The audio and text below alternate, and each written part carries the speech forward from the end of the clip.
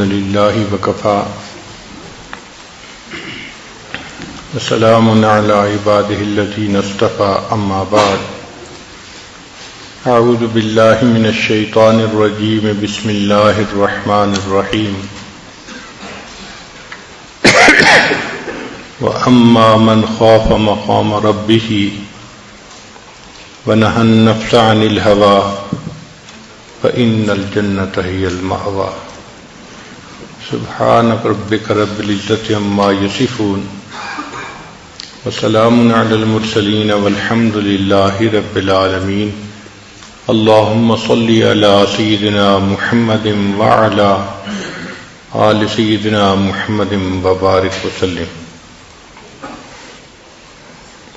آج کی جو حکم ہے کہ اصل کل مصیبت وغفلت وشہوت الرضا عن النفس، ہر معصیت، ہر غفلت اور ہر شہوت کی اصل نفس کے ساتھ راضی ہونا.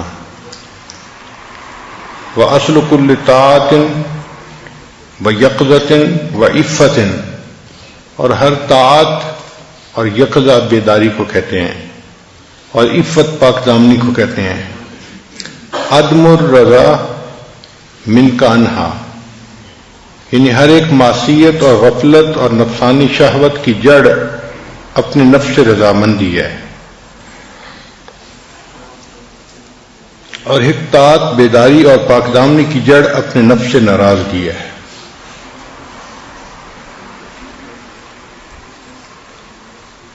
انسان کو اللہ تعالیٰ نے دو نعمتیں دی ہیں، ایک دل اور ایک نفس.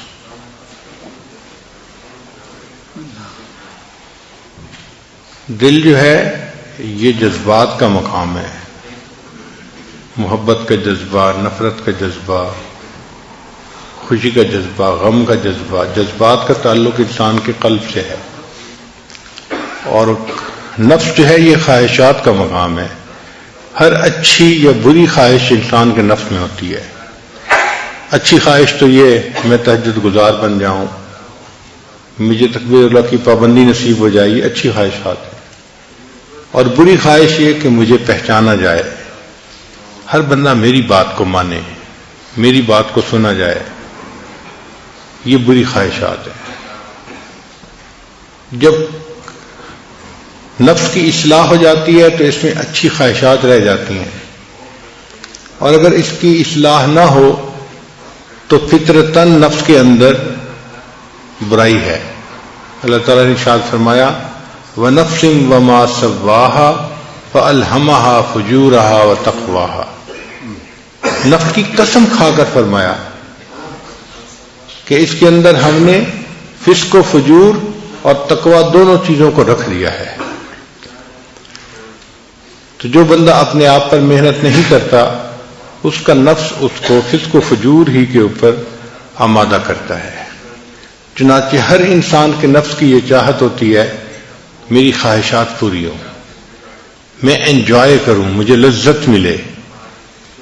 آنکھ قابو میں نہیں رہتی، زبان قابو میں نہیں رہتی، کان قابو میں نہیں رہتے، شرمگاہ قابو میں نہیں رہتی. بس وہ چاہتا ہے کہ کسی طرح میری خواہش پوری ہو جائے. اس لیے نفس اپنی مرضی چلاتا ہے. آپ نے سنا ہوگا کئی لوگوں کو، جی میں تو وہ کروں گا جو میری مرضی ہوگی، میرا دل چاہے گا. جب یہ کہہ رہے ہوتے ہیں نا کہ میں وہ کروں گا جو میرا دل چاہے گا، اس کا مطلب یہ کہ میں اپنی مرضی پہ عمل کروں گا، اپنے نفس کی خواہش پہ عمل کروں گا. شریعت کہتی ہے کہ انسان کی مرضی کیا چیز ہوتی ہے، اصل تو اللہ کی مرضی ہے. تو ہمیں تو ہر حال میں اللہ کی مرضی پہ چلنا ہے، اپنی مرضی پہ نہیں چلنا، اللہ کی مرضی پہ چلنا ہے. اور یہی نقطہ سمجھنا ذرا مشکل ہوتا ہے.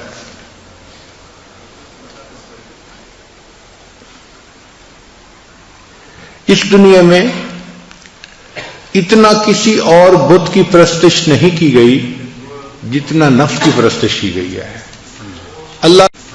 اللہ کے بعد جس معبود کی سب سے زیادہ عبادت کی گئی ہے وہ انسان کا نفس ہے، اور کوئی بت نہیں ہے ایسا، انسان کا نفس ہے.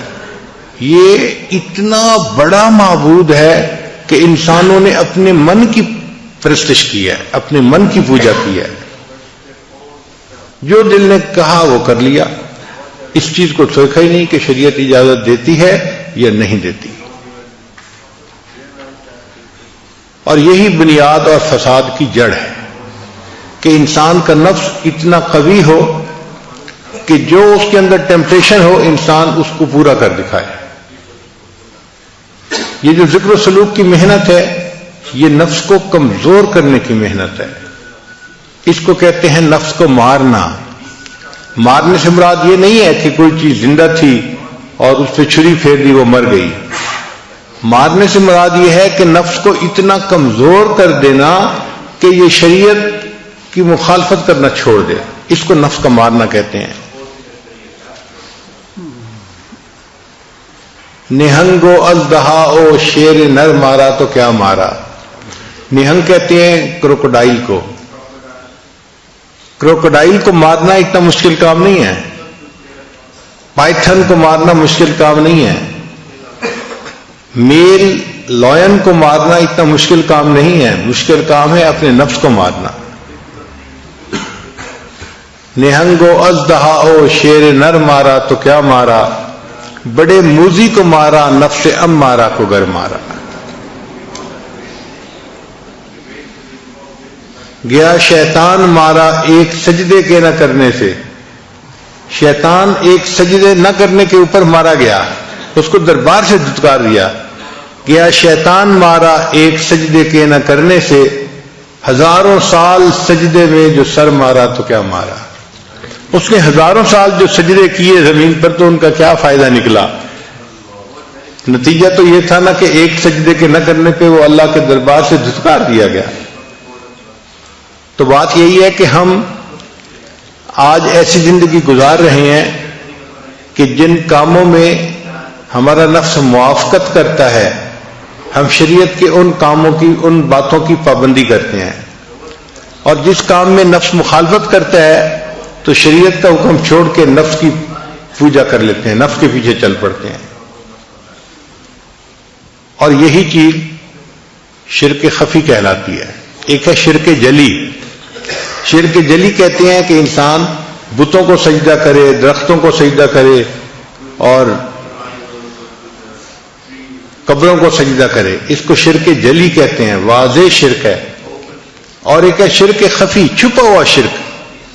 شرک خفی کیا ہے کہ ایک طرف اللہ کا حکم آ گیا اور ایک طرف انسان کی اپنی خواہش آ گئی، تو وہ اللہ کے حکم کو چھوڑ کے اگر خواہش پہ عمل کر لیتا ہے اس نے شرک خفی کا ارتکاب کر لیا۔ یہ مشرک ہے، ابھی بھی آزاد نہیں ہے، موحد نہیں ہے، اس نے اپنے نفس کو اپنا جو ہے خدا بنایا ہوا ہے۔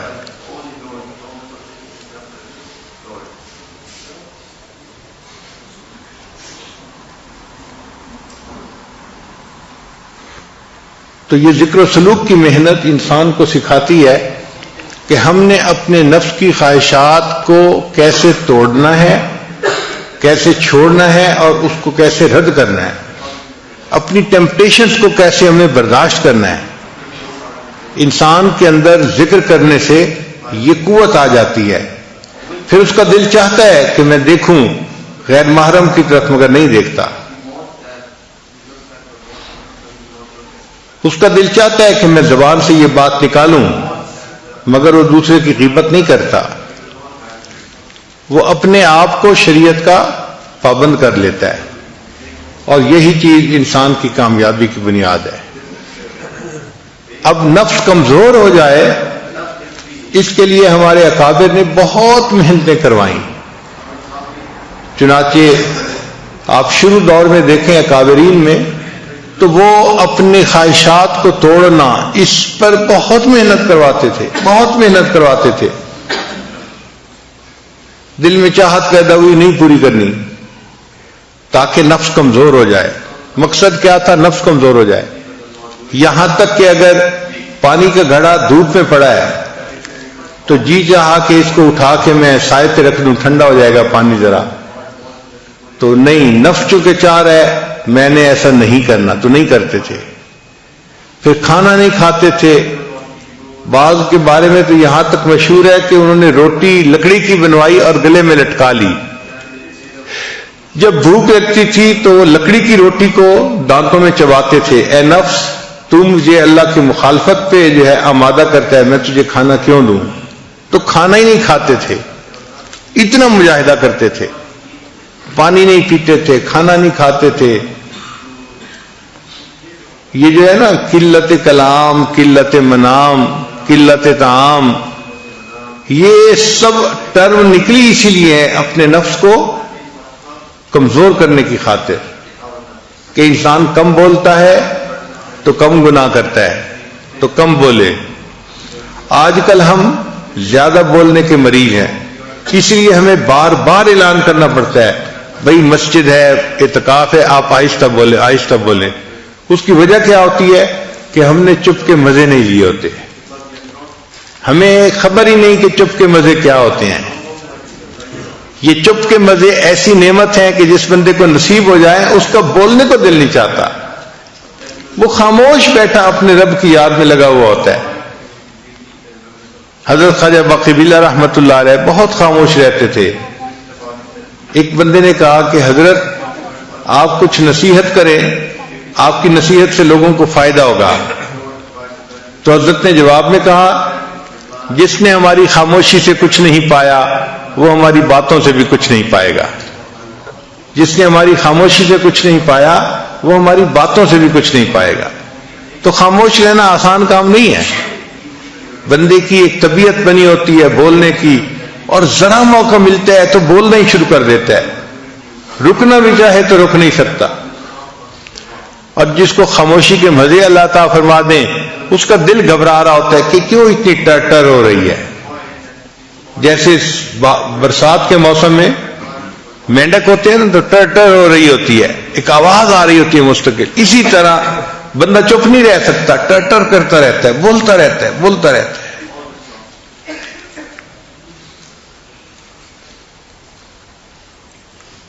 ہمارے مشائخ مراقبہ سکھانے کے لیے خاموش رہنا سکھاتے تھے.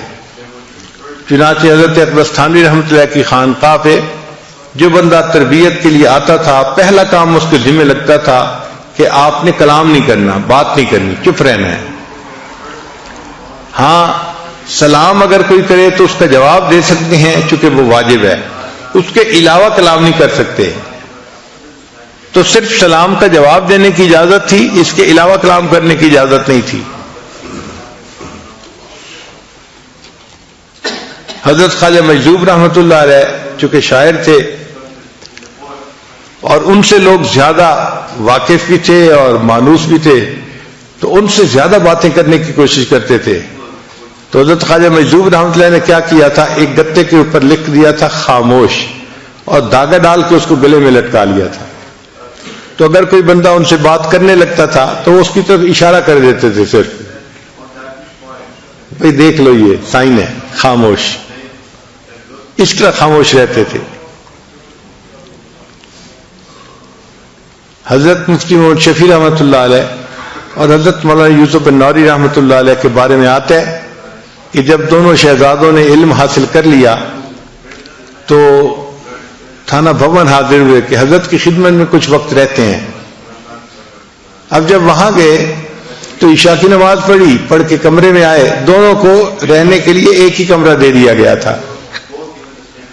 تو کچھ بیٹھے تو کوئی بات چیت شروع ہو گئی. تازہ علم پڑا ہوا تھا، بات ہوتی گئی. تھوڑی دیر کے بعد جو خانقاہ کا خادم تھا بوڑھا وہ آیا. اس نے آ کے دروازہ کھٹکھٹایا کہ جی خانقاہ میں عشاء کے بعد باتیں کرنے کی اجازت نہیں ہے، آپ چپ ہو جائیں.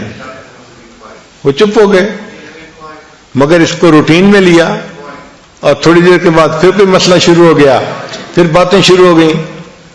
جب پھر باتیں شروع ہونے لگیں تو تھوڑی دیر کے بعد وہ خانقاہ کا خادم آیا اور اس نے آ کے کہا کہ جی مجھے حضرت کی طرف سے یہ حکم ہے کہ جو ایک دفعہ منع کرنے پہ نہ رکے اور پھر باتیں کرتے رہے، اس کی سامان کی گٹھڑی اس کے سر کے اوپر رکھو اور اس کو خانقاہ سے دھکا دو، جاؤ.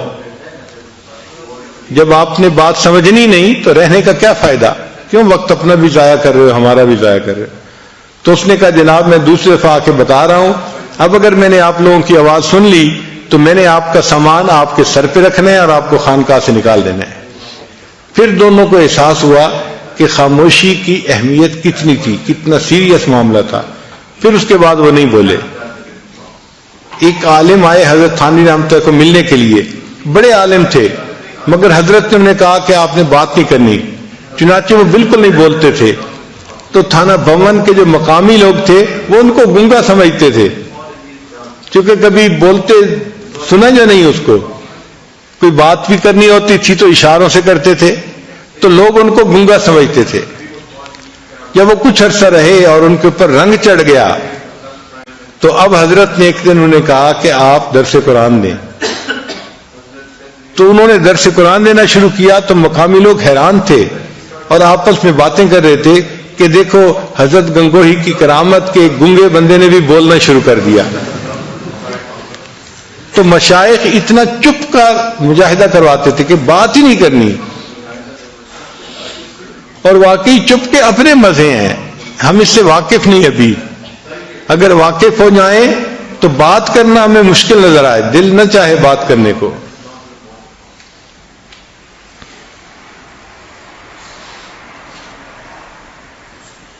تو خانقاہوں میں جو رکھ کے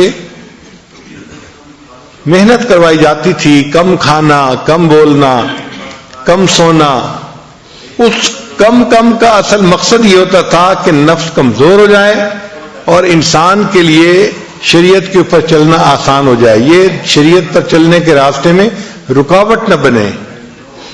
اس لیے اپنی خواہشات کو توڑنا یہ سب سے بڑی چیز سکھائی جاتی تھی کہ بھئی کوئی بھی خواہش دل میں پیدا ہو اس پر عمل نہیں کرنا۔ حضرت عبداللہ ابن عمر رضی اللہ تعالیٰ عنہ کے دل میں ایک مرتبہ خواہش پیدا ہوئی کہ میں مچھلی کھاؤں، بیمار بھی تھے، آخری وقت تھا۔ تو بیوی نے مچھلی بنوائی، جب مچھلی بن کے تیار ہوئی اور دسترخوان پہ لائی گئی تو اس وقت دروازے پہ ایک سائل آ گیا، اس نے کہا جی کہ مجھے اللہ کے لیے کچھ دے دو۔ حضرت نے وہ مچھلی اٹھا کے سائل کو پکڑا دی کہ میں نے اس کو آخرت کے لیے ذخیرہ بنا دیا۔ یعنی اپنی خواہش پہ عمل نہیں کرنا کہ میرے اندر چاہت پہ پیدا ہوئی تھی کہ میں مچھلی کھاؤں، میں نے اپنی چاہت پہ عمل نہیں کرنا۔ اور آج کل تو اپنی ہی چاہت کا یعنی ماحول بنا ہوا ہے، ہر بندہ کیا مرد اور کیا عورت کرنا وہ ہے جو میرا دل چاہے، میرا جی چاہے، چھوٹے سے لے کے بڑے تک ایک ہی چیز ہے، اپنی خواہش پہ عمل کرنا۔ اس وجہ سے آج نفس اتنے موٹے ہیں کہ انسان کے قابو میں نہیں، اور ان کو کمزور کرنا ایک مشکل کام بن گیا ہے۔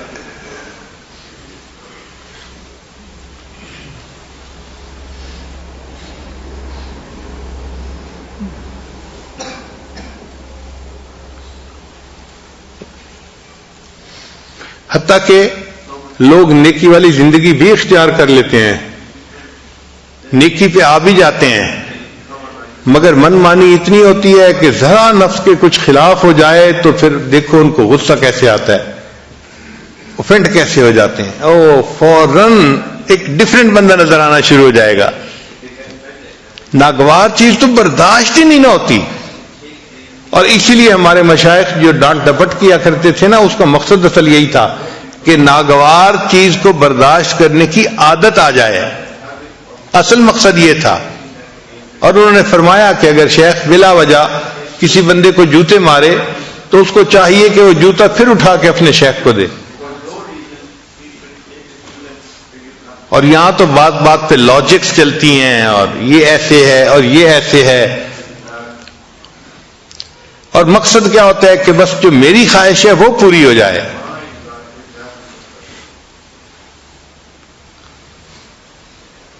تو تصوف سیکھنے کے اصل مقصد ہے اپنے نفس کو کمزور کرنا اور اس کو شریعت کی لگام ڈالنا۔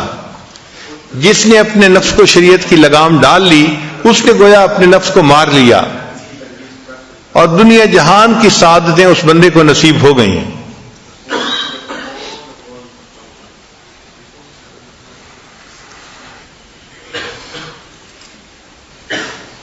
چنانچہ تمام باطنی بیماریوں کا تعلق نفس کے ساتھ ہے۔ جتنی باطنی بیماریاں ہیں سب باطنی بیماریوں کا تعلق انسان کے نفس کے ساتھ ہے. مثلا شہوت، اس کا تعلق نفس کے ساتھ ہے. وَلَكُمْ فِيهَا مَا تَشْتَهِي أَنفُسُكُمْ وَلَكُمْ فِيهَا مَا تَدَّعُونَ.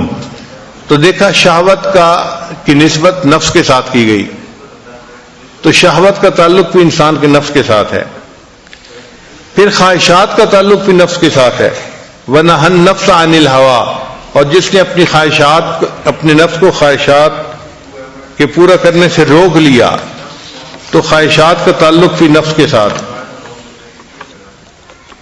پھر تیسری چیز ہے حماقت. حماقت کا تعلق بھی نفس کے ساتھ ہے. الا من سفہ نفسا، سفاہت کہتے ہیں احمق یعنی حماقت کو. تو الا من سفہ نفسا، مگر وہی کہ جس نے احمق بنایا اپنے آپ کو، تو اس کا تعلق بھی نفس کے ساتھ ہوا. پھر بخل کا تعلق بھی نفس کے ساتھ ہے. وَأُحْضِرَتِ الْأَنفُسُ الشُّحَّ، یہ جو شح ہے نا، ہرس، یہ انسان کے نفس میں ہوتی ہے. پھر حسد کا تعلق بھی نفس کے ساتھ ہے. قرآن پاک میں فرمایا حسدا من عند انفسہم، ان کے نفوس کے اندر حسد تھا. پھر تکبر بھی نفس کے اندر ہوتا ہے. لقد استکبروا فی انفسہم، تحقیق بہت تکبر رکھتے ہیں اپنے نفوس میں. یعنی تکبر بھی نفس میں، شہوت بھی نفس میں، حسد بھی نفس میں، بخل بھی. تو یہ تمام بیماریوں کا مجموعہ تو نفس میں ہو گیا. اسی لیے نفس کی اصلاح کی جو محنت ہے، اسی کو تصوف تزکیہ کہتے ہیں اور تصوف کہتے ہیں. اچھا، بعض لوگ پریشان ہو جاتے ہیں کہ یہ تصوف کا لفظ کہاں سے آ گیا؟ بھئی صفا سے ہے، صاف کرنا. جیسے میل ہوتی ہے اس کو صاف کر دیتے ہیں. نفس کے اوپر جو میل آئی ہوئی ہے، قلب کے اوپر جو میل آئی ہوئی ہے، اس کو صاف کرنا، اس کو تصوف کہہ دیا. آپ کوئی اور لفظ بولنا چاہتے ہیں تو اور بول دیں، حقیقت کو تو نہیں نا آپ رد کر سکتے. نفس کی خواہشات کو روکنا، ان کو چھوڑنا، نفس کو کمزور کرنا، یہ وہ تعلیم ہے جو قرآن و حدیث میں دی گئی ہے، اور اس کا انکار کوئی نہیں کر سکتا. وہی بندہ جنت میں جائے گا جس نے اپنی خواہشات کو روکا. بلکہ فرمایا وَأَمَّا مَنْ خَافَ مَقَامَ رَبِّهِ، جو اپنے رب کے سامنے کھڑا ہونے سے ڈرا. وَنَهَى النَّفْسَ عَنِ الْهَوَىٰ، اور اس نے اپنے نفس کو خواہشات میں پڑنے سے روک لیا. فَإِنَّ الْجَنَّةَ هِيَ الْمَأْوَىٰ، یہ بندہ ہے جس کو قیامت کے دن جنت عطا کی جائے گی. کتابوں میں ایک عجیب واقعہ لکھا ہے کہ امام شافعی رحمۃ اللہ کے زمانے میں ایک حاکم وقت تھا جو بیوی کے ساتھ بڑے اچھے موڈ میں تھا، اور بیوی کسی وجہ سے ناراض تھی. اب یہ جتنا قریب ہونے کی کوشش کرتا وہ اتنا پیچھا دھکیلتی تھی. اب ادھر سے اصرار اور ادھر سے انکار. خیر کچھ دیر یہ محبت پیار کا اظہار کرتا رہا، لیکن بیوی چونکہ بالکل ہی رد کرتی رہی، انکار کرتی رہی، تو اس نے تھوڑا اس کے ساتھ سختی کر دی. انسان جذبات میں ہوتا ہے تو پھر سختی کر لیتا ہے. جب اس نے سختی کی نا تو وہ تو پہلے ہی غصے میں تھی، اس نے غصے میں کہہ دیا دوزخی پیچھے ہٹ. اب جب اس نے یہ کہہ دیا دوزخی پیچھے ہٹ تو اس کو غصہ چڑھ گیا. حاکم وقت سے آخر اس نے جواب میں کہہ دیا اگر میں دوزخی ہوں تو تجھے میری طرف سے 3 طلاق. خیر وہ وقت تو گزر گیا. جب تھوڑا عقل ٹھکانے میں آئی، غصہ ٹھنڈا ہوا، تو بیوی نے بھی سوچا کہ مجھے اس کو دوزخی تو نہیں کہنا چاہیے تھا، غلط کام کیا میں نے. اور خامد نے سوچا اگر اس نے کہہ دیا تھا تو مجھے طلاق تو نہیں دینی چاہیے تھی. دونوں نے اپنی اپنی غلطی کا اعتراف کیا، مگر مسئلہ یہ تھا کہ طلاق واقع ہوئی ہے یا نہیں ہوئی. اب یہ مشروط طلاق تھی کہ اگر میں دوزخی تو تجھے 3 طلاق. تو کنڈیشنل طلاق تھی. اب فیصلہ کون کرے کہ تم جنتی ہو یا جہنمی ہو؟ یہ تو کوئی فیصلہ نہیں کر سکتا. یہ تو فیصلہ قیامت کے دن میزان پہ اعمال تلنے کے بعد ہوگا. کون جنتی ہے، کون دوزخی ہے، کون مقبول ہے، کون مردود ہے. بے خبر کیا خبر تجھ کو کیا کون ہے. جب تلیں گے عمل سب کے میزان پر تب کھلے گا کہ کھوٹا کھرا کون ہے. یہ کھوٹے کھرے کا تو پتہ قیامت کے دن جا کے چلے گا، اس سے پہلے تو نہیں چلتا. اب جس عالم سے وہ جا کے مسئلہ پوچھتے وہ عالم کہتا بھئی میں تو نہیں اس کا جواب دے سکتا، حتیٰ کہ یہ بات ٹاک آف دی ٹاؤن بن گئی، ہر بندے کی زبان پہ یہی مسئلہ کہ جی ایسا واقعہ پیش آیا ہے اور کوئی عالم اس کا جواب نہیں دے رہا۔ امام شافعی رحمۃ اللہ لڑکے تھے، اس وقت چھوٹی عمر تھی، آپ نے بات سنی تو آپ نے فرمایا کہ ہاں میں اس مسئلے کا جواب دے سکتا ہوں۔ چنانچہ بادشاہ کو اطلاع ملی تو بادشاہ نے بندے بھیج کے ان کو بلوایا۔ جب امام شافعی رحمۃ اللہ ان کے پاس پہنچے تو انہوں نے کہا کہ بھئی آپ کیا پوچھنا چاہتے ہیں؟ اس نے کہا جی میں یہ پوچھنا چاہتا ہوں کہ میری بیوی کو طلاق ہوئی یا نہیں ہوئی؟ تو امام شافعی رحمۃ اللہ نے فرمایا کہ اس کے لیے میں آپ سے ایک بات پوچھوں گا نجی زندگی کے بارے میں، آپ مجھے صحیح سے ہی جواب دیں، پھر میں آپ کو اس کا جواب بتاؤں گا۔ اس نے کہا پوچھیں۔ امام صاحب نے کہا کہ مجھے اپنی زندگی کا کوئی ایسا واقعہ سنائیں کہ جب آپ بڑا گناہ کرنے پر قادر ہوں اور اللہ کے ڈر کی وجہ سے آپ نے گناہ نہ کیا ہو، کوئی ایسا واقعہ آپ کی زندگی میں آیا، کوئی ایسا موقع؟ تو بادشاہ نے سوچ کے کہا ہاں ایک مرتبہ ایسا موقع پیش آیا۔ بھئی کون سا واقعہ؟ اس نے کہا جی کہ ایک دفعہ میں دفتر سے ذرا جلدی اپنے گھر آ گیا اور جب میں اپنے کمرے میں داخل ہوا تو میرے کمرے میں جو کام کرنے والی ایک نوجوان لڑکی تھی وہ کام کر رہی تھی، یعنی بستر ٹھیک کر رہی تھی، صفائی کر رہی تھی۔ میں کمرے میں داخل ہوا تو میں نے کنڈی لگا دی۔ جب کمرے میں دیکھا تو وہ جوان لڑکی میرے بیڈ کے پاس موجود ہے۔ اب ذرا میں اس کے قریب ہوا تو مجھے اس کے حسن و جمال کا اندازہ ہوا کہ وہ تو بہت ینگ لڑکی تھی اور بہت خوبصورت لڑکی تھی۔ تو میں نے جب اس کے حسن و جمال کو دیکھا تو میرے دل کے اندر خواہش پیدا ہوئی۔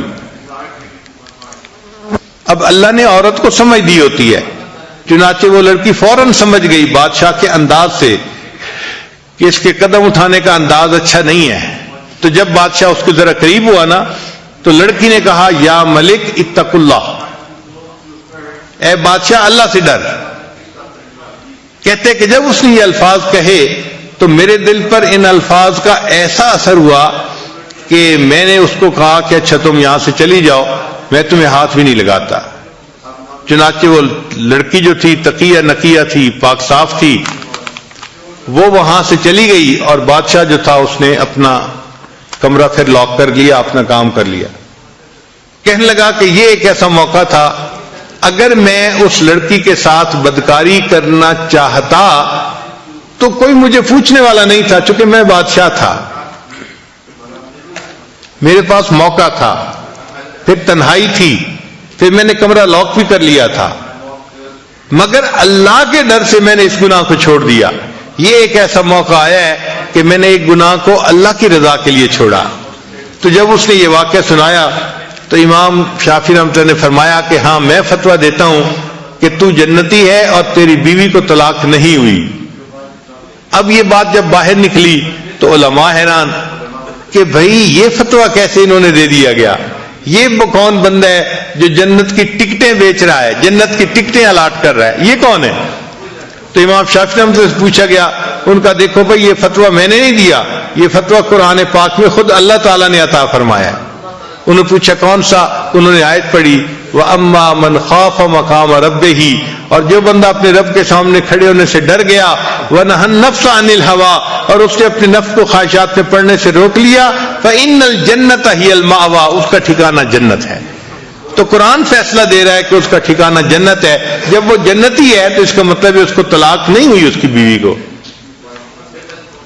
تو بات ایسی ہے اگر ہم اپنی خواہشات نفسانی کو روکیں گے، اس کے بدلے اللہ تعالی ہمیں اپنی رضا عطا فرمائیں گے، ہمیں جنت عطا فرمائیں گے۔ چنانچہ یہ چیز ذہن میں رکھیں کہ جس کام میں نفس کی لذت ہوتی ہے اس میں روح کی جو ہے تنزلی ہوتی ہے، اور جس کام میں نفس کی تنزلی ہوتی ہے اس کام میں روح کی ترقی ہوتی ہے۔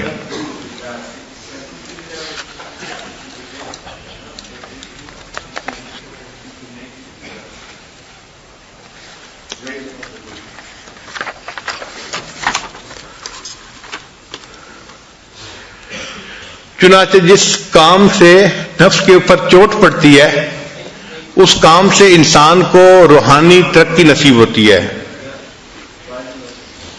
اور جس چیز سے نفس کو لذتیں مل رہی ہوتی ہیں اس سے انسان کی روحانی تنزلی ہوتی ہے.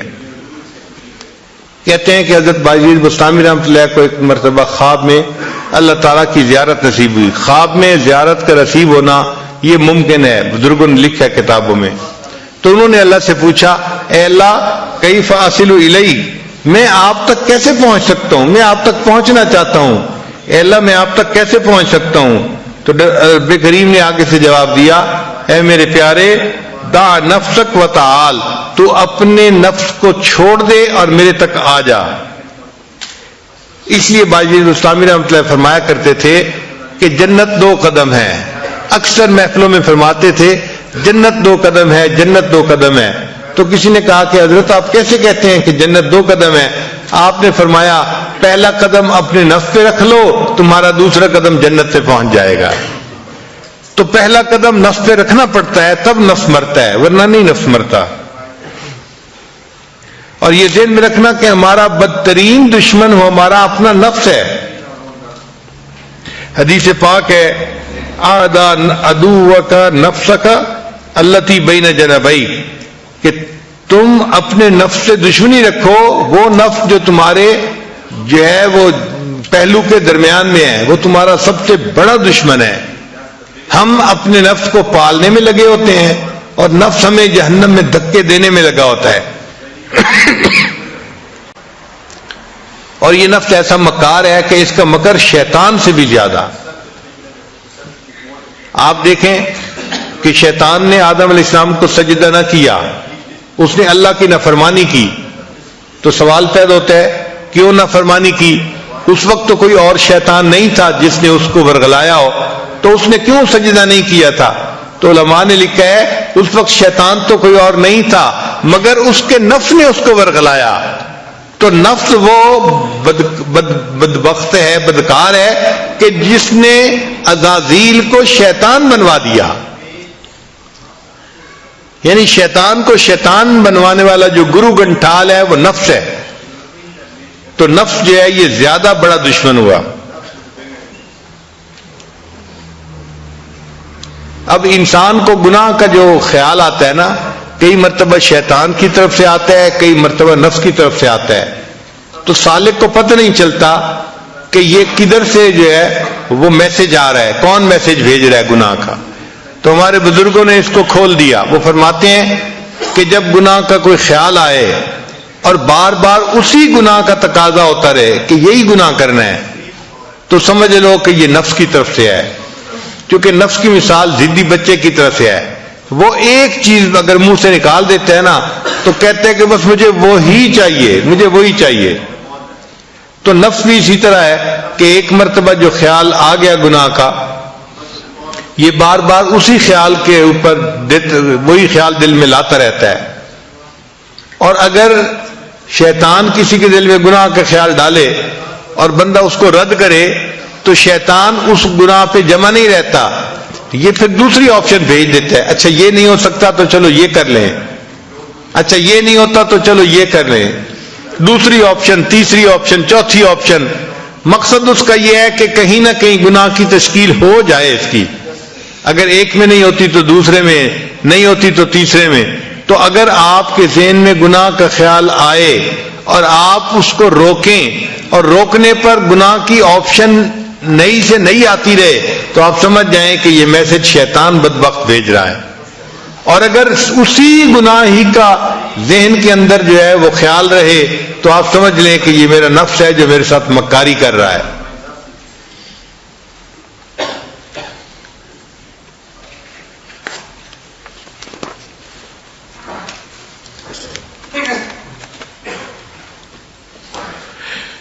اسلام کی آفت نفس کی خواہشات ہیں. حضرت امام ربانی، حضرت مجدد ثانی رحمۃ اللہ اپنے مکتوبات میں اس پہ بہت تفصیل لکھتے ہیں. یہاں پر ایک حدیث مبارکہ پیش کی جاتی ہے. حضرت عبداللہ ابن عباس عنہ نے فرمایا ہر چیز کے لیے ایک آفت ہوتی ہے. علم کے لیے بھول جانا ایک آفت ہے، عبادت کے لیے سستی کرنا آفت ہے، عقل کے لیے غرور کرنا آفت ہے، برتن کے لیے بھاری پن آفت ہے، تجارت کے لیے جھوٹ بولنا آفت ہے، سخاوت کے لیے فضول خرچی کرنا آفت ہے، خوبصورتی کے لیے عجب اور تکبر آفت ہے، دین کے لیے ریاکاری آفت ہے، اور خواہش نفسانی اسلام کے لیے آفت ہے۔ یعنی یہ خواہش نفسانی اتنی بری چیز ہے کہ یہ دین اسلام کے لیے آفت ہے۔ اب سوال پیدا ہوتا ہے کہ آخر یہ انسان کا نفس اتنا خطرناک کیوں ہے؟ تو اس کا جواب اس لیے کہ یہ گھر کا چور ہے، یعنی گھر کا بھیدی ہے، اور جو گھر کا بھیدی ہوتا ہے وہ لنکا ڈھائے، وہی زیادہ نقصان دیتا ہے جو گھر کے اندر ہوتا ہے۔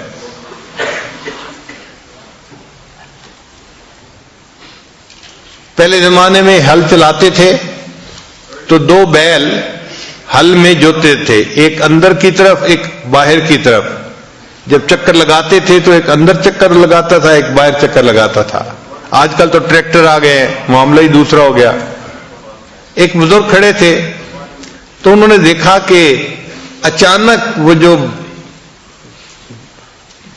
کسان تھا نا، اس نے اندر والے بیل کو مارنا شروع کر دیا۔ تو اس نے پوچھا بھئی تم باہر والے کو نہیں مار رہے، اندر والے کو کیوں مارتے جا رہے ہو؟ اس نے کہا کہ اس نے ٹاپا مارا ہے۔ ٹاپا مارنا کہتے ہیں کہ آپ ہل چلا رہے ہیں پھر کوئی چیز جگہ درمیان میں زمین کی چھوڑ کے، یعنی روٹین سے ہٹ کے جگہ چھوڑ کے آگے چلے جانا، اس کو ٹاپا کہتے ہیں۔ اور جب بھی وہ ٹاپا مارتے ہیں تو اندر والا بیل جو ہے نا وہ بدماشی کرتا ہے، جس کی وجہ سے کچھ زمین خالی رہ جاتی ہے، ورنہ تو روٹین میں چلتا رہتا ہے سلسلہ۔ تو جس طرح انہوں نے پھر فرمایا کہ میاں اگر بیل نے ٹاپا مارا تم اس کو اتنا مار رہے ہو، جو تمہارا نفس ٹاپے مار رہا ہے، اگر اللہ نے تو اسے پوچھ لیا تو تمہارا کیا بنے گا؟ تو ہم بھی جو گناہ کرتے ہیں وہ ہمارا نفس ٹاپے مار رہا ہوتا ہے، ہمارا نفس ہمیں مکاری کے ساتھ گناہ کی طرف متوجہ کر رہا ہوتا ہے۔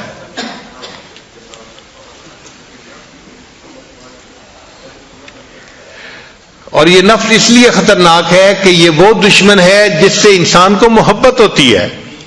عام طور پر دشمن سے انسان کو نفرت ہوتی ہے، مگر یہ وہ دشمن ہے کہ جو ہے بھی دشمن اور انسان کو اس سے محبت بھی ہے، اس لیے یہ زیادہ خطرناک ہے۔ حدیث مبارکہ میں ہے کہ عقل مند انسان وہ ہے جو اپنے نفس کو سیدھا رکھے۔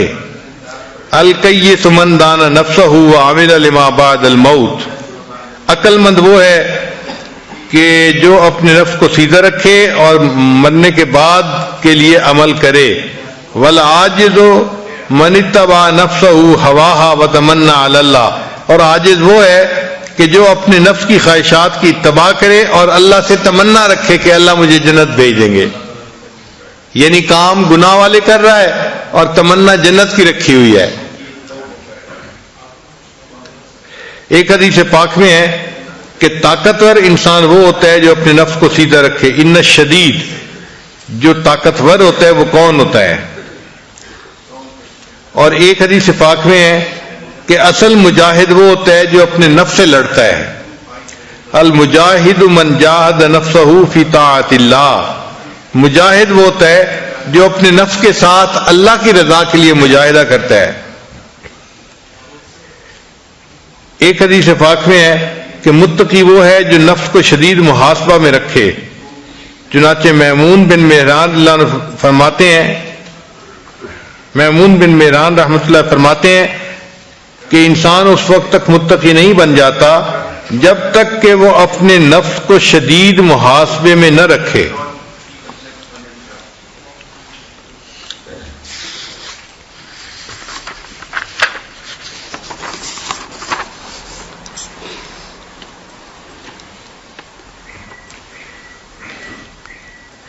سیدنا صدیق اکبر نے فرمایا کرتے تھے کہ جو شخص اپنے نفس کو اللہ کی خاطر فنا کر دیتا ہے وہ اللہ کے عذاب سے محفوظ ہو جاتا ہے۔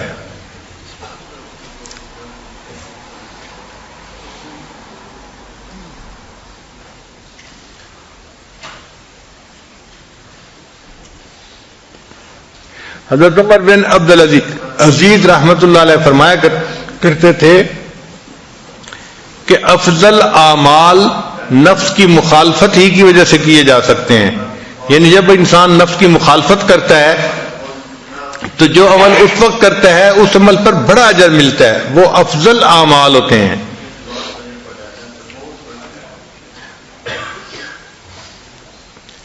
جو بندہ اپنے نفس کی خواہشات کی پیروی کرتا ہے اللہ تعالیٰ اس سے نیک اعمال کی توفیق چھین لیتے ہیں.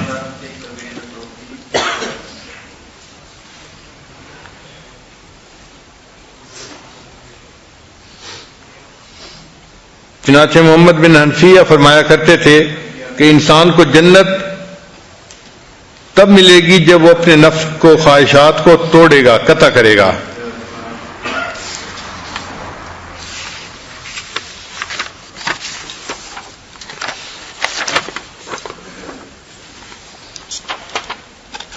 اس لیے ہمارے مشائخ نے کہا ہے کہ جہاد کا آغاز اپنے نفس سے کرو.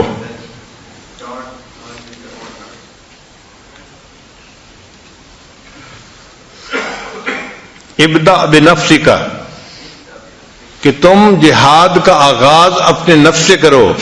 اگر تم اپنے نفس کے ساتھ نہیں کر سکتے تو تم کفار کے ساتھ کیا کرو گے؟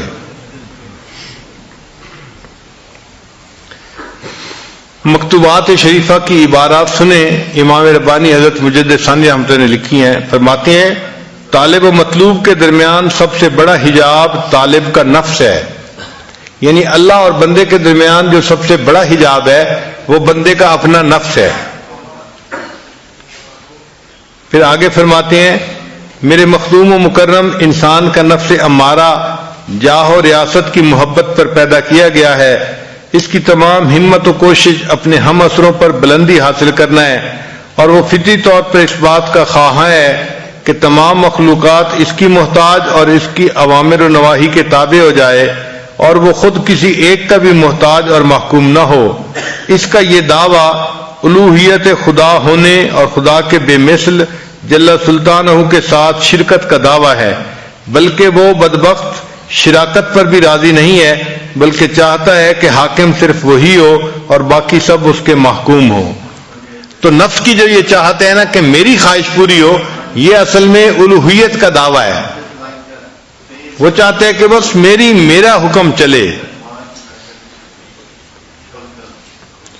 نفس کی مدد کرنا در حقیقت خدا کے دشمن کو تقویت دینا ہے. حدیث قدسی میں آیا ہے عاد نفسک فإنها انتصبت بمعاداتی، اپنے نفس سے دشمنی رکھ کیونکہ بلا شک وہ میری دشمنی پر کمر بستہ ہے.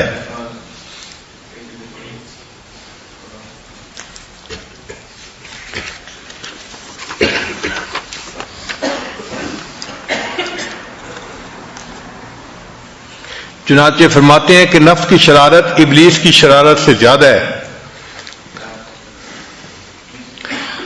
فرماتے ہیں کہ ابلیس نے اللہ تعالیٰ کے حکم کی نافرمانی کی اور انا خیر منہ کہا کہ میں اس سے بہتر ہوں.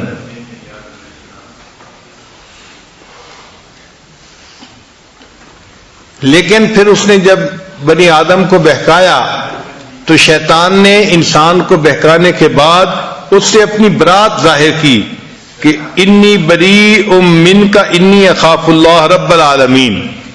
یعنی شیطان بدبخت نے انسان سے اللہ کی نافرمانی تو کروائی، لیکن کروانے کے بعد شیطان نے برات اپنی ظاہر کر دی کہ میں بری ہوں. وہ ڈر گیا اللہ سے. لیکن نفس ایسا باغی ہے کہ اس نے کہا انا ربکم الاعلی، اور اس پر وہ نہ نادم ہوا نہ پریشان ہوا اور نہ اس سے اس نے برات کا اظہار کیا. اس سے پتہ چلا کہ نفس کی شرارت زیادہ ہے بنسبت ابلیس یعنی شیطان کے.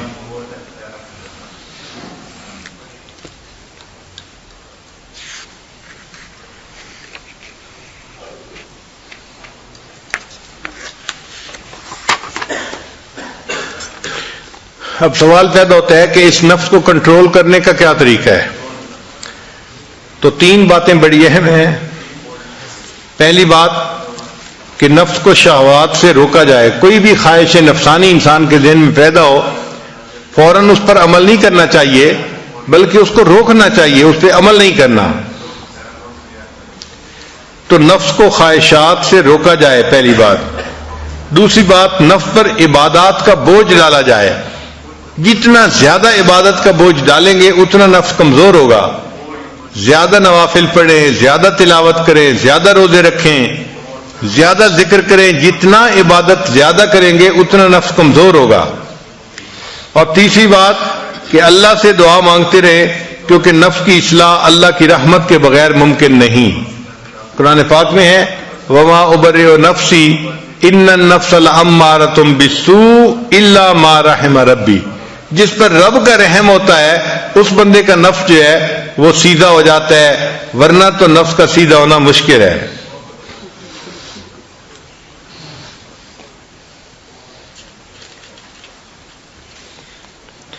حضرت اقدس تھانوی رحمۃ اللہ نے فرمایا کہ نفس کی اصلاح کے لیے 3 کام بہت اہم ہیں.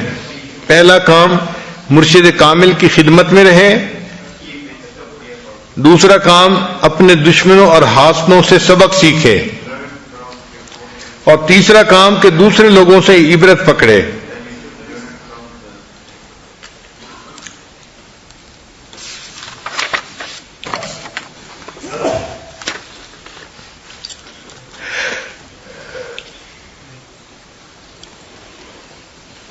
امام رحمانی حضرت مجدد ثانی رحمۃ اللہ نے ایک عجیب تفصیل کی ہے. وہ فرماتے ہیں کہ شریعت کا جو حکم ہے وہ نفس کی انانیت کو توڑتا ہے. شریعت آئی ہی اسی لیے ہے کہ نفس کو پامال کرے اور اللہ کو ہی معبود حقیقی انسان بنائے. انبیاء نے آ کے وہی طریقہ سکھایا کہ جس طریقے پر چل کر انسان اپنے نفس کی مکاری سے بچ سکتا ہے اور اپنے اللہ کے پسندیدہ بندوں میں شامل ہو سکتا ہے. تو فرماتے ہیں کہ اس لیے جو مجاہدے ہم اپنی مرضی سے کرتے ہیں اس سے نفس کمزور نہیں ہوتا بلکہ اور موٹا ہو جاتا ہے. وہ سمجھتا ہے کہ میرے جیسا تو کوئی اور ہے ہی نہیں، جتنا نیک میں ہوں کوئی اور اتنا نیک ہی نہیں ہے. اور وہ فرماتے ہیں کہ ہر کام جو سنت کے مطابق کیا جائے تو اس سے نفس پامال ہوتا ہے. لہذا بہترین طریقہ اپنے نفس کو کمزور کرنے کا کہ ہر چھوٹے اور بڑے کام میں سنت کی اتباع کی جائے. کھانے میں، پینے میں، لباس میں، گفتار میں، کردار میں، چلنے پھرنے، ہر کام میں، ہر چھوٹے اور بڑے کام میں سنت کی پیروی کرنا، اس سے نفس زیادہ کمزور ہوتا ہے. فرماتے ہیں انبیاء علیہ الصلوات و تسلیمات کی بعثت سے مقصود اور شرعی احکامات میں حکمت کی وجہ یہی ہے کہ نفس امارہ عاجز اور خراب ہو جائے، کیونکہ شرعی احکامات نفسانی خواہشات کو دور کرنے کے لیے وارد ہوئے ہیں. جس قدر شریعت کے مطابق عمل کیا جائے گا اسی قدر نفسانی خواہشات زائل ہوتی جائیں گی. یہی وجہ ہے کہ خواہشات نفسانی کو دور کرنے میں شرعی احکامات میں سے ایک حکم بجا لانا ان 1000 سالہ ریاضتوں اور مجاہدوں سے بہتر ہے جو اپنی طرف سے کیے جائیں. بلکہ یہ ریاضتیں اور مجاہدے جو روشن شریعت کے مطابق واقع نہیں ہوئے نفسانی خواہشات کو اور قوت دینے والے بن جاتے ہیں. برہمنوں اور جوگیوں نے ریاضتوں اور مجاہدوں میں کمی نہیں کی، لیکن ان میں سے کوئی چیز ان کے لیے فائدہ مند نہیں ہوئی، اس لیے کہ ان کے مجاہدے ان کی مرضی کے مطابق تھے. ان کے مجاہدوں نے ان کی نفس کی تقویت دی اور ان کے سوا ان کو کچھ حاصل نہ ہوا. فرماتے ہیں مثلا زکوٰۃ کی ادائیگی میں جس کا کہ شریعت نے حکم دیا ہے 1 دینار خرچ کرنا نفس کے خراب اور ذلیل کرنے میں اپنی مرضی سے 1000 دینار خرچ کرنے سے زیادہ فائدہ مند ہے. یعنی ایک بندہ اپنی مرضی سے 1000 دینار صدقہ کرتا ہے. وہ فرماتے ہیں کہ 1000 دینار سے نفس کمزور نہیں ہوتا، لیکن زکوٰۃ کی ادائیگی میں 1 دینار کے خرچ کرنے پر نفس کمزور ہو جاتا ہے، چونکہ وہ شریعت کا حکم ہے.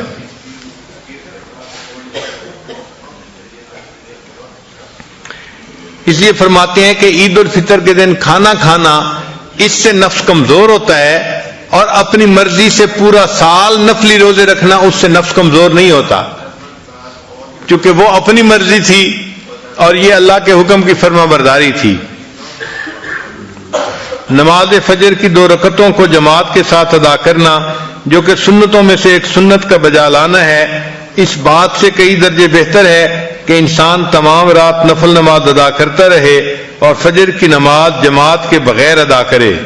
یعنی ایک آدمی ساری رات عبادت کرتا رہتا ہے اور فجر کی جماعت بغیر نماز کے پڑھے سو جاتا ہے، اس سے زیادہ بہتر ہے کہ وہ ساری رات سوتا رہے اور فجر کی نماز با جماعت ادا کرے. غرضے کہ جب تک نفس کا تزکیہ نہ ہو اور دماغ سرداری کے مال خولیہ کی پلیدی سے پاک نہ ہو، نجات محال ہے. اس مرض کے دور کرنے کی فکر ضروری ہے تاکہ ایسا نہ ہو کہ اس مرض میں ابدی موت آ جائے.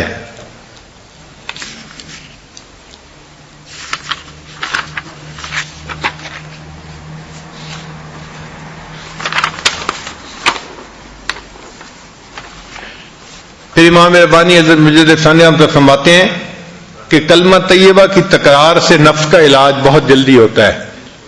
لا الہ الا اللہ، لا الہ الا اللہ، یہ جو ذکر ہے نا، یہ جتنا زیادہ کریں گے یہ نفسانی خواہشات کو مٹا کے رکھ دے گا. یہ کلمہ لا مٹا دیتا ہے انسان کے اندر سے نفس کی خواہشات کو.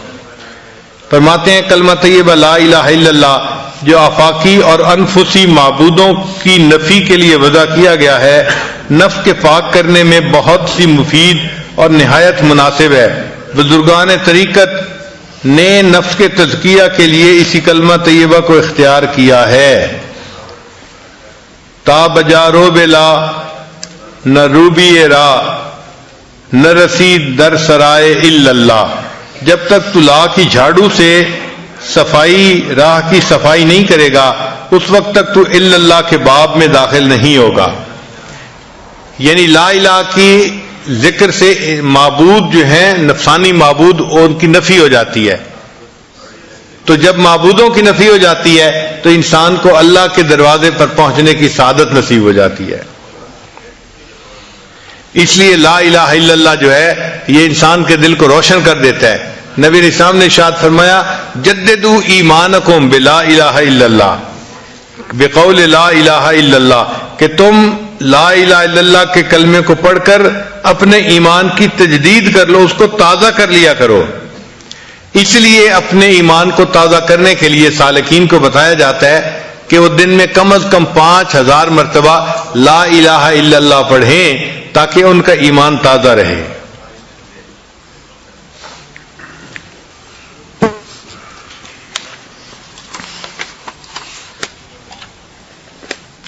جب اطمینان نفس میسر ہو جائے تو احکام الہی کا مطیع ہو جاتا ہے، مخالفت کی مجال نہیں رہتی اور راضی مقبول ہو جاتا ہے. یہ چیز ذہن میں رکھیے کہ ایک ہے نفس امارہ جو ہر حال میں گناہ ہی کرواتا ہے، اس کو نفس امارہ کہتے ہیں. ایک ہے نفس لوامہ، وہ نفس جو گناہ تو کروا دیتا ہے مگر بعد میں بندے کو ندامت ہوتی ہے.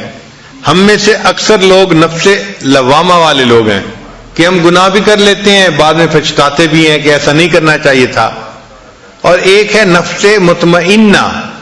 نفس مطمئنہ اس کو کہتے ہیں کہ وہ اتنا کمزور ہو جاتا ہے کہ شریعت کی مخالفت چھوڑ دیتا ہے بلکہ شریعت کے اوپر متفق ہو جاتا ہے، وہ نفس مطمئنہ ہو جاتا ہے. ایسے وقت میں مکروہات شرعیہ مکروہات طبعیہ بن جاتی ہیں. جن چیزوں سے شریعت نے کراہت کی انسان کا دل بھی اس سے کراہت کرتا ہے. یہ اولیاء کاملین کو مقام نصیب ہوتا ہے. اللہ کرے کہ ہمیں بھی یہ مقام نصیب ہو جائے، نفس مطمئنہ نصیب ہو جانا. لیکن جب نفس مطمئنہ نصیب ہو جاتا ہے تو اس وقت پھر انسان شریعت کی حقیقت کے اوپر عمل کرتا ہے. امام ربانی رحمۃ اللہ نے 2 باتیں لکھی ہیں.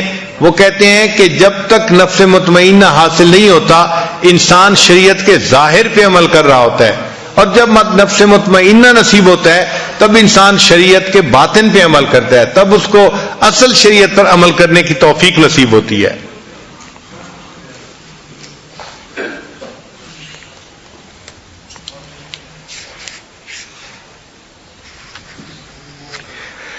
اور اس پر دلیل بڑی پیاری لائے ہیں. امام ربانی فرماتے ہیں کہ نبی اسلام نے ارشاد فرمایا لا یؤمن احدکم حتی یکون ہواہ تبعا لما جئت بہ، تم میں سے کوئی شخص اس وقت تک مومن نہیں ہو سکتا جب تک کہ اس کی خواہشات نفسانی میری شریعت کے تابع نہ ہو جائیں. تو جب خواہشات شریعت کے تابع ہو جاتی ہیں تو پھر انسان کا نفس نفس مطمئنہ بن جاتا ہے.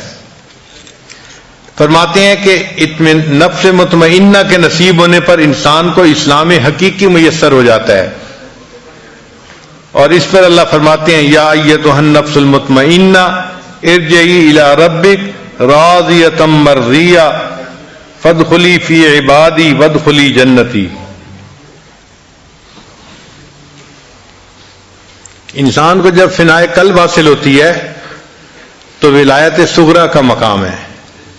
فنائے قلب کا حاصل ہونا ولایت صغریٰ کا مقام ہے، اور فنائے نفس کا حاصل ہونا یہ ولایت کبریٰ کا مقام ہے. جب نفس کی فنا نصیب ہوتی ہے تب انسان کو ولایت کبریٰ کا مقام حاصل ہو جاتا ہے. تو اس لیے فنائے نفس کو حاصل کرنے کے لیے خوب محنت کرنی چاہیے.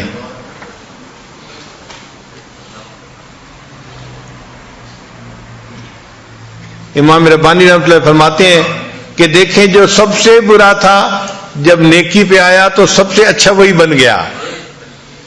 حدیث مبارکہ ہے خیارکم فی الجاہلیت خیارکم فی الاسلام اذا فقہوا، کہ جو تم میں جہالت میں سب سے آگے تھے جب اسلام پر آئیں گے تو وہ اسلام میں دوسروں سے آگے بڑھ جائیں گے. تو فرماتے ہیں کہ یہ نفس مکاری میں سب سے آگے تھا، جب یہ سیدھا ہوا تو یہی انسان کی ترقی کا سبب بن گیا اور انسان کو اللہ کے قرب حاصل ہونے کا سبب بن گیا.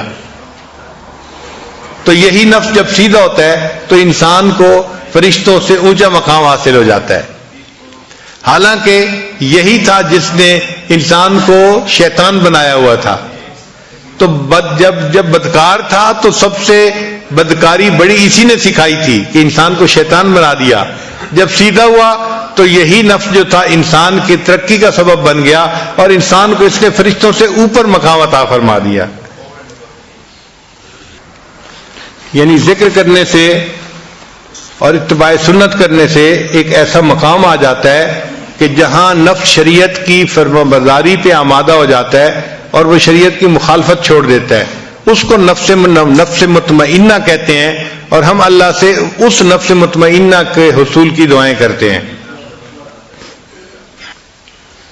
تو اس کا مطلب یہ ہوا کہ اگر ہم چاہتے ہیں کہ ہم اللہ کے مقرب بندے بنیں تو ہمیں اپنے نفس کی مخالفت کرنا سیکھنا پڑے گا، اس پر محنت کرنی پڑے گی. اور اگر کبھی کوئی خواہش ٹوٹے تو اس پہ تڑپنے کی ضرورت نہیں ہے، گھبرانے کی ضرورت نہیں ہے، غصے میں آنے کی ضرورت نہیں ہے، بلکہ اس کو اللہ کی طرف سے سمجھیں اور خوش ہوں کہ اچھا ہے میری خواہش ٹوٹی. اب ایک نقطہ اور بھی سن لیجئے کہ اگر انسان کا نفس مطمئنہ بن جائے تو اب تو وہ نفس مطمئنہ بن گیا، کیا اس کے بعد انسان اپنے نفس کی پیروی کر سکتا ہے؟ جواب اس کے بعد بھی نہیں کر سکتا. یعنی نفس کی پیروی نفس مطمئنہ حاصل ہونے کے بعد بھی نہیں کرنی ہی نہیں نفس کی پیروی. یہ نقطہ سمجھیں. کوئی یہ نہ کہے کہ جی اب تو میرا نفس مطمئنہ بن چکا لہذا اب جو جی میں آ رہا ہے میں اس کو پورا کر لوں. ایسا نہیں کر سکتے.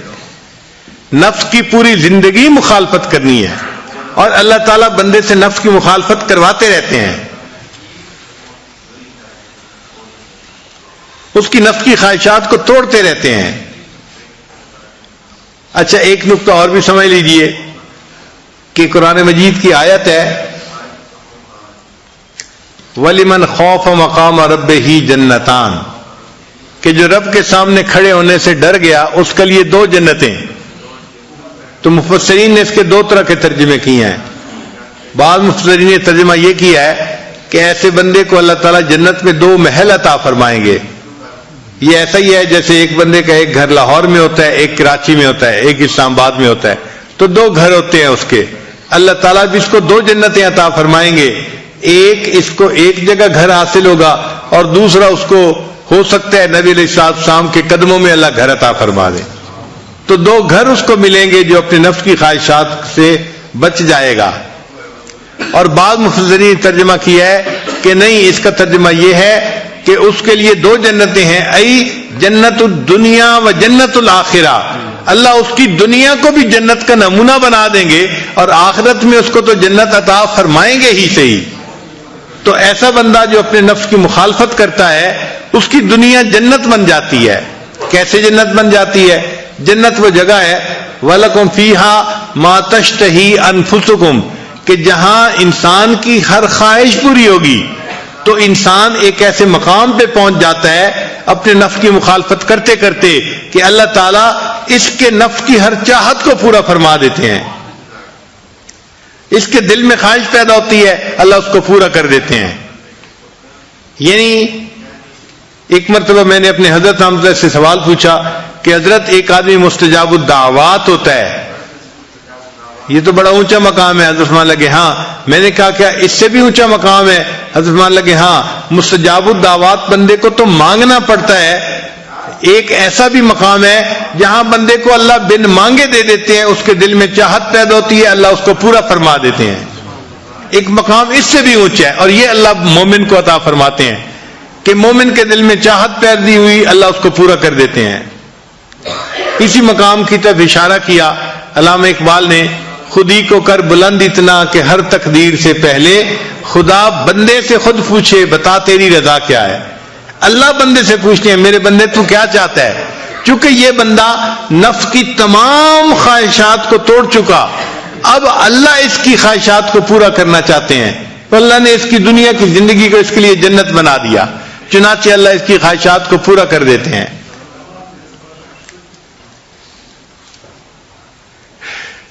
تو مقام مومن تو بڑا اونچا ہے, بڑا اونچا ہے کہ دل میں چاہت پیدا ہو اللہ اس کو پورا فرما دے.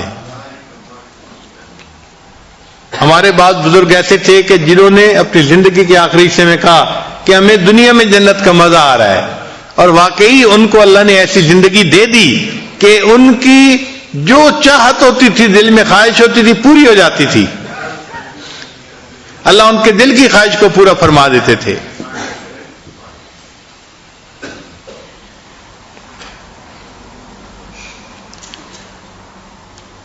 ہمارے زندگی میں جو مشکلات ہیں, مصیبتیں ہیں, پریشانیاں ہیں, یہ ساری کی ساری ہمارے گناہوں کا نتیجہ ہوتی ہیں. ما اصابکم من مصیبت فبما کسبت ایدیکم, تمہارے ہاتھوں کی کمائی ہے. اگر ہم گناہ کرنا چھوڑ دیں تو اللہ تعالیٰ مومن کو ایسی زندگی دنیا میں دیں کہ جو جنت کا نمونہ دنیا بن جائے اس کے لیے. صحابہ کرام کو اللہ تعالیٰ نے دیکھو کیسی زندگی عطا فرمائی تھی کہ جو عمل ان کو وہ چاہتے تھے فوراً پورا ہو جاتا تھا. کہیں پہ دریا نے ان کو راستے دے دیے, اور کہیں جانور ان کے کہنے پہ جنگل چھوڑ کے چلے گئے. پتہ چلتا ہے کہ واقعی یہ وہ مومن تھے کہ جن کی زبان سے بات نکلتی تھی اور پوری ہو جاتی تھی. اس کی وجہ کیا تھی؟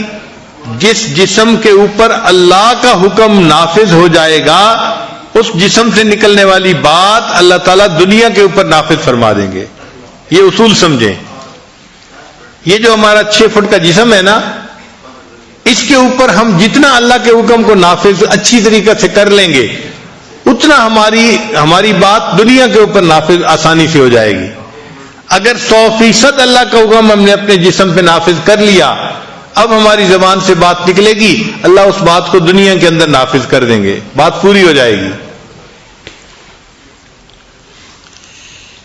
اس کو علامہ اقبال نے کہا ہے, عشق ہے تیری سفر, عقل ہے تیری سفر, عشق ہے شمشیر تیری.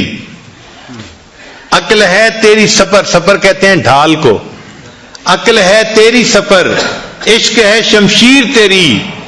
میرے درویش خلافت ہے جہانگیر تیری. ماں سے اللہ کے لیے آگ ہے تکبیر تیری. یہ جو تو اللہ اکبر کہتے ہیں نا, یہ ماں سے اللہ کے لیے آگ ہے, سب کو جلا کے رکھ دیتا ہے. ماں سے اللہ کے لیے آگ ہے تکبیر تیری. تو مسلمان ہے تو تدبیر ہے تقدیر تیری. اگر تو سچے معنوں میں مسلمان بن گیا, جو تو تدبیر بنائے گا اللہ فرماتے ہیں میں اس کو تیری تقدیر بنا دوں گا, وہی تیری تقدیر ہوگی. تو اپنی تدبیر بنائے گا، میں اس کو تیری تقدیر بنا دوں گا۔ ماں سے واللہ کے لیے آگ ہے تکبیر تیری، تو مسلمان ہے تو تدبیر ہے تقدیر تیری۔ اور اخیر پہ کیا خوبصورت شعر کہا کہ محمد سے وفا تو نے تو ہم تیرے ہیں، یہ جہاں چیز ہے کیا لوح قلم تیرے ہیں۔ اے محمد، اے مومن، اگر تو نے میرے محبوب صلی اللہ علیہ وسلم سے وفا کی، یعنی ان کی اتباع کی، تو ہم تیرے ہیں، یہ دنیا کیا چیز ہے، لوح قلم تیرے ہیں۔ تو مومن کو تو اللہ نے ایسا مقام عطا فرما دیا، اور یہ مقام ملتا ہے اس نفس کی جو ہے وہ اصلاح سے، اس نفس کو کمزور کرنے سے، اس نفس کو شریعت کی لگام پہنانے سے، اور اسی مقصد کے لیے ہم یہاں اکٹھے ہوئے ہیں۔ لہذا اس اعتکاف میں دعا مانگیے اللہ تعالی ہمیں نفس مطمئنہ عطا فرما دے، شریعت کی 100% تابعداری عطا فرما دے، اور اللہ ہمیں اپنے فرما بردار بندوں میں شامل فرما لے۔ وآخر دعوانا ان الحمد للہ رب العالمین۔ تھوڑی دیر مراقبہ کر لیجیے، آنکھوں کو بند کر لیجیے، سر کو جھکا لیجیے۔